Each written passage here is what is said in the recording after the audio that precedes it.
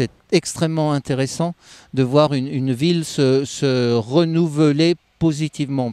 Je pense que le lieu emblématique des années à venir, des 20 années à venir, ça sera sur ce site-là, où nous aurons un cœur d'agglomération qui va se créer avec une dimension sans doute transfrontalière forte, bien entendu. C'est ce que nous souhaitons très fortement.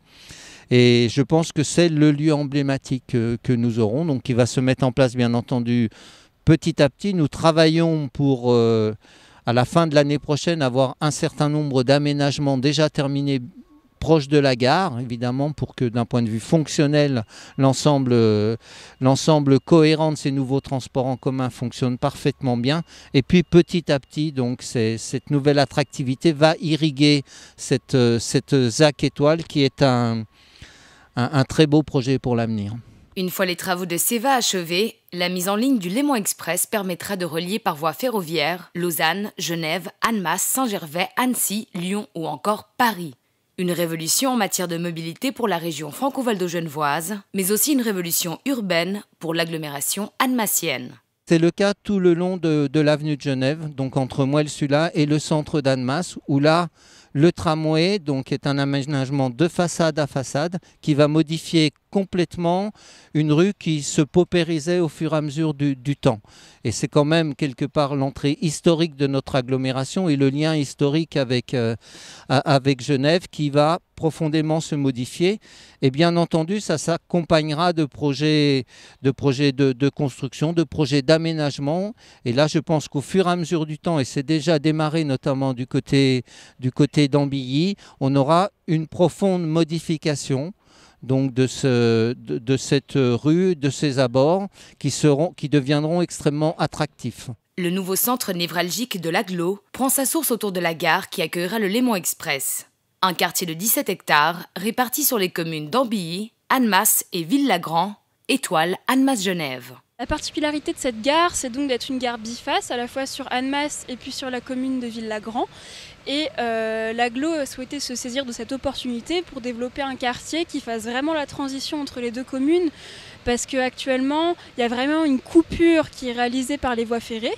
Du coup, l'objectif, c'est de créer un lien entre les deux faces. On va notamment construire une passerelle qui va s'implanter à proximité des locaux d'Annemasse Agglo et qui débouchera sur un jardin. Un jardin qui sera du coup tout le long du quartier de l'Étoile, qui sera un jardin aménagé, paysager, avec des jeux ludico-sportifs. Et puis le quartier, il aura également deux polarités qui seront donc la partie nord de la gare d'Annemasse, autour de la rotonde, de l'ancienne rotonde SNCF.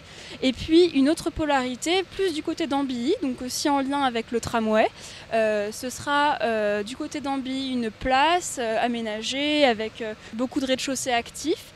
L'idée, c'est vraiment d'avoir un quartier qui ne soit pas que du logement, mais aussi de l'activité pour créer vraiment une vie sociale et une vie de quartier. Nous comptons aussi avoir un campus universitaire de la formation dans ce quartier parce que c'est un manque fort de notre agglomération où nos jeunes sont obligés d'aller à Chambéry, à Grenoble, voire plus loin pour faire leurs études secondaires que l'on n'a pas sur l'agglomération, et c'est aussi une opportunité forte qui est portée par les élus. Actuellement, les premiers projets de bâtiments se situent à proximité de la gare. Ils seront livrés à peu près en même temps. Donc on aura notamment un hôtel, deux bâtiments de logement avec en rez-de-chaussée des commerces, une maison médicale, etc. Et ensuite, on aura les premiers travaux du côté nord, du côté d'Ambilly, avec le pôle de formation d'Annemasse Agglo, et puis également toutes sortes de logements étudiants et les premiers bâtiments de logement. Un autre chantier en cours est également en train de façonner cette nouvelle urbanité. C'est celui du tramway qui reliera Genève à Annemasse en 25 minutes seulement. Les travaux de réseau se terminent donc là dans la semaine, et ensuite les travaux d'aménagement, donc de plateforme et d'aménagement de surface ont commencé déjà côté frontière et se poursuivent sur tout le tracé, donc depuis Gaillard jusqu'ici devant le parc Montessuie, et dès cet automne il y aura la pose des premiers rails.